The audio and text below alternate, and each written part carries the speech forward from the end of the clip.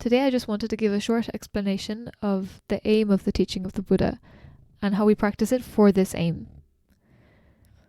One often hears the phrase things like all of the rivers flow to the sea or all the paths go to the top of the mountain, meaning that whatever spiritual path you follow, it ends up essentially being the same thing. It doesn't matter what religion you're in or what spirituality you decide to practice. All of them are eventually tending towards the same goal, so it doesn't matter which one you choose. In Buddhism, it's a bit different because it might be all very well to choose any kind of river at all if you just want to go to the sea. If your aim is as general as the sea, then yeah, it's true. Any river will take you there. But if your aim is more specific and more difficult to reach, like let's say you want to reach a specific tropical island in the middle of the Pacific Ocean, then if you want to get there, you can only get there if you have a very good GPS, if you have good navigation skills, or if you have a good guide who can show you the way. So in the same way, the practice of the teaching of the Buddha is done for a specific goal, and it can't be reached by just following any spiritual path. The goal of the teaching of the Buddha can be described or understood in a couple of different ways. It is the practice to go out of samsara being the cycle of birth and death. In order to take this as your aim, obviously you first have to believe in samsara, which most of us brought up in Western society, we don't have any conception of this or any belief in this. Or another way to conceptualize it or to understand it, which is maybe a bit more easy to grasp for somebody who's not brought up believing in samsara, is that it is the complete purification of the mind, the total removal of all impurity. A third way to understand it is that it is simply the teaching to remove suffering, to remove all suffering. And suffering is probably the most universal part of the experience of everybody. It's integral to our lives. The practice of the teaching of the Buddha is based on this fact that suffering is there, that this is the tragedy of our lives, especially the fact that we die, that things change, that they never stay the same, that they decay, that they collapse. And what the Buddha teaches us is that the cause of this suffering, that this suffering has a cause, first of all, and its cause is not anything outside, and it's not just the way things are. The cause of all of this suffering is within ourselves. And therefore it is our responsibility how we choose to practice. Do we choose to decide to keep it the same way? Or do we decide to work to end it? And the practice of the teaching of the Buddha is for the aim of ending it. So this is a very specific aim that we can't reach by practicing in any other way. It's as simple as removing the cause of suffering. So if we want to remove the cause, we have to find the cause, see it, and remove it. We can't do anything else in order to get rid of suffering.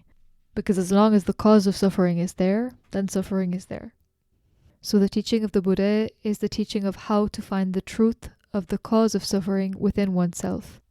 And so therefore, whenever we talk about right view, right speech, right action, we have to say this or hear this with the understanding that this is the right speech, the right intention, the right practice for this aim, for this goal.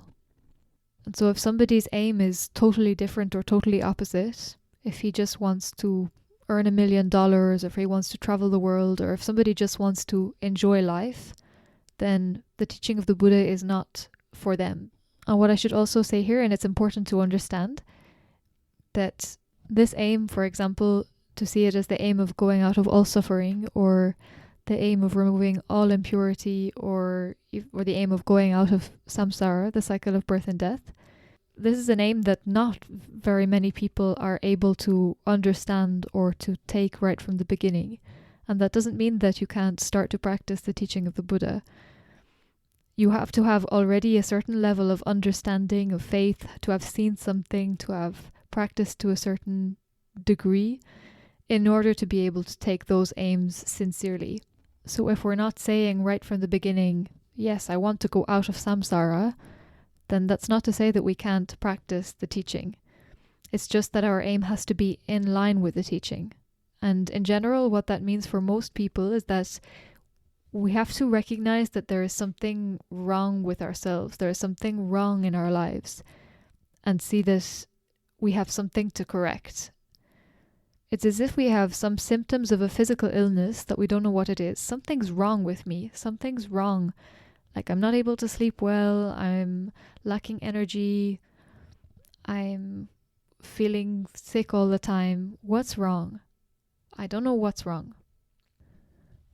And then we meet a doctor who tells us, oh, all of these symptoms, yes, there is a cause of these symptoms. There is a cause of the problem. You have diabetes, for example. Okay, this problem that I have, it's this. So now, what do I have to do? And then the doctor will give us some medicine. He will give us some instructions about what we have to do. And then it's up to us. Do we decide to follow the doctor's instructions, or do we decide to keep going the way we were? The logical thing to do, if we are suffering from our disease, if we see that there's something wrong, we want to heal ourselves, right? We want to get rid of the disease. So it's the same thing to most of us who decide to dedicate to practice, is that we have to start from the point that we see there's something wrong. Because if we don't feel sick, for example, like in the example with the doctor, if we don't feel sick, we're not going to go see a doctor. We're not going to try to take any medication because we're not feeling sick. So we have to see that we are sick, that there's something wrong with us, in order to go see the doctor, to ask for his advice, to ask how to heal ourselves. So we start from the point of seeing that there's something wrong with us and wanting to correct it. And then the teaching of the Buddha can show us how to correct that. And that's the starting point for most people. The first thing that we have to ask ourselves if we want to start practicing is, what is my aim? And then once our aim is perfectly clear, then everything becomes clear. Everything we do is for that.